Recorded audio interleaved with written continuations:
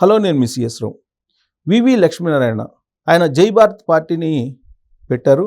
రాష్ట్ర వ్యాప్తంగా 2024 ఎన్నికల్లో ఆయన అభ్యర్థులను కూడా నిలిపారు.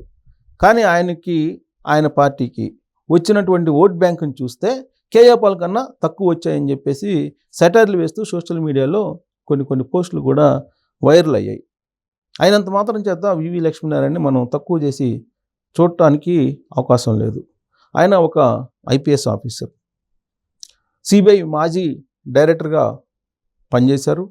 జగన్మోహన్ రెడ్డిని అరెస్ట్ చేసిన సందర్భంగా ఆయన ఒక హీరోగా తెలుగు ప్రజలకు పరిచయం అయ్యాడు. ఆ రోజు నుంచి ఆయన గ్రాఫ్ పెరుగుతూ వచ్చింది పోలీసు వర్గాల్లో. కానీ ఆ తర్వాత ఆయన ఆ ఐపీఎస్ పదవికి రాజీనామా చేసి ఆయన జేడీ పదవికి రాజీనామా చేసి సిబిఐ జాయింట్ డైరెక్టర్ పదవికి రాజకీయాల్లోకి రావాలని భావించారు.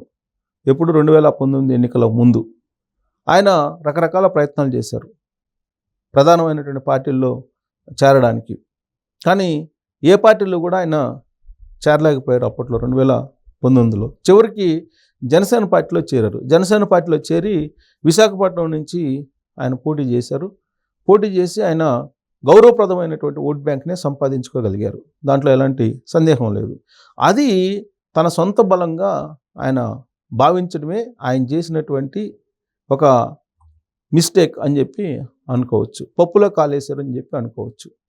జనసేన పార్టీలో ఆయన ఆ తర్వాత కొనసాగకుండా పవన్ కళ్యాణ్ యొక్క ఆలోచన తీరు, పవన్ కళ్యాణ్ నాన్ సీరియస్నెస్ అంశం, వీటన్నిటిని పరిగణలోకి తీసుకొని లక్ష్మీనారాయణ బయటకు వచ్చాడు జనసేన పార్టీ నుంచి.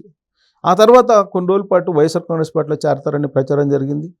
కాదు వైఎస్ఆర్ కాంగ్రెస్ పార్టీలో కాదు, ఆయన తెలుగుదేశం పార్టీలో చేరబోతున్నారని చెప్పి మరికొన్ని రోజులు ప్రచారం జరిగింది. అసలు ఈ రెండు పార్టీల్లో కాదు, ఆయన జాతీయ స్థాయిలో ఆలోచిస్తూ ఉన్నారు. ఆయన కేంద్రంలో వ్యవసాయ మంత్రిగా తీసుకొని వ్యవసాయాన్ని అభివృద్ధి చేయాలని చెప్పి అనుకుంటున్నారు. కాబట్టి బీజేపీలో చేరబోతున్నారు అని చెప్పి ప్రచారం జరిగింది. ఇలాంటి ప్రచారం 2019 ఎన్నికల ముందు కూడా ఆయన మీద జరిగింది. దానికి కారణం ఏంటంటే ఆయన రాజకీయాల్లోకి రావాలి అని చెప్పి ఆలోచించినప్పుడు ఆయన క్షేత్రస్థాయిలో రైతులతోటి భేటీ కావాలని ఆలోచించారు. అందుకే ఆయన తెలుగు రాష్ట్రాల్లో రైతుల దగ్గరికి వెళ్ళి రైతుల సమస్యలు తెలుసుకునేటువంటి ఒక ప్రయత్నం చేశారు. అప్పుడే ఇలాంటి ప్రచారం జరిగింది. ఆయన వ్యవసాయ శాఖ మంత్రి కాబోతున్నారు, బీజేపీలో చేరబోతున్నారు, బీజేపీలో నుంచి పోటీ చేయబోతున్నారు, లేదు తెలుగుదేశం పార్టీ నుంచి పోటీ చేయబోతున్నారు. ఇలాంటివన్నీ కూడా అప్పట్లో స్పెక్యులేషన్స్ బాగా వచ్చాయి 2019 ఎన్నికల ముందు. అలాగే 2024 ఎన్నికలకు ముందు కూడా అలాంటి స్పెక్యులేషన్స్ బాగా ఆయన్ని వెంటాడాయి.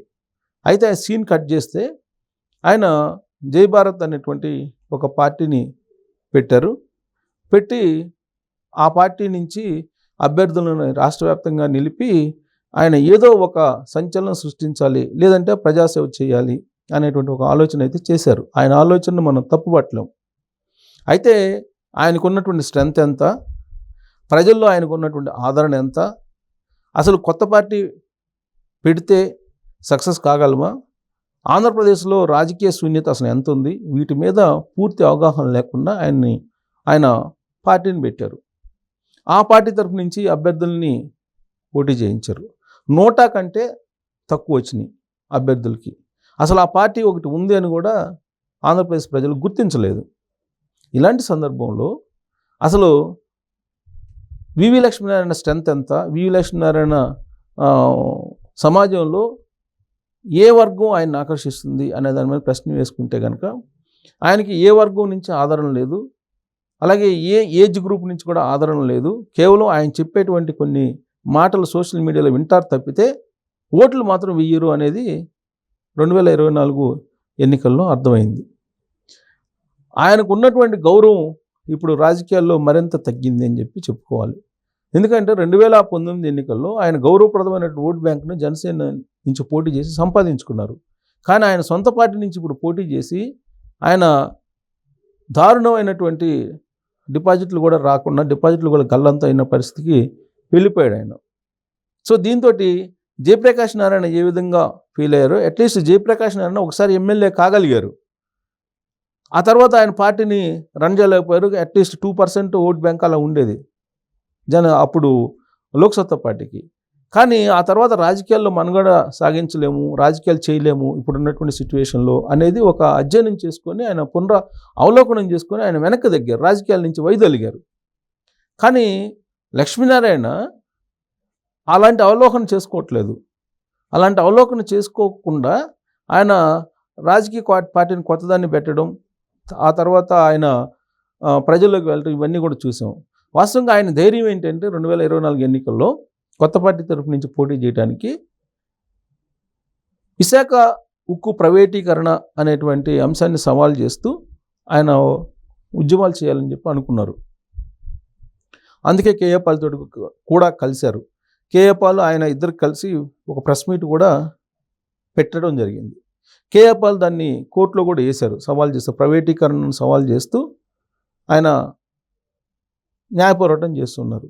అందుకే కేఏ పాల్ తోటి కలిసి ఎవరైనా సరే, కేఏ పాల్ కానీ ఎవరైనా సరే, ఎవరు వస్తే వాళ్ళతోటి కలిసి విశాఖ ఉక్కు ప్రైవేటీకరణ వ్యతిరేకిస్తూ ఉద్యమాలు చేయాలని చెప్పి లక్ష్మీనారాయణ భావించారు. తొలి రోజుల్లో బాగుంది. ఆ తర్వాత ఆయనతోటి కలిసి వచ్చే వాళ్ళ సంఖ్య తగ్గిపోతూ వచ్చింది. దీంతో ఆయన అసలు వేస్తున్నటువంటి అడుగులు కరెక్టా కాదా అనేది ఆయన సహచరులకే అర్థం కానటువంటి సిట్యువేషన్.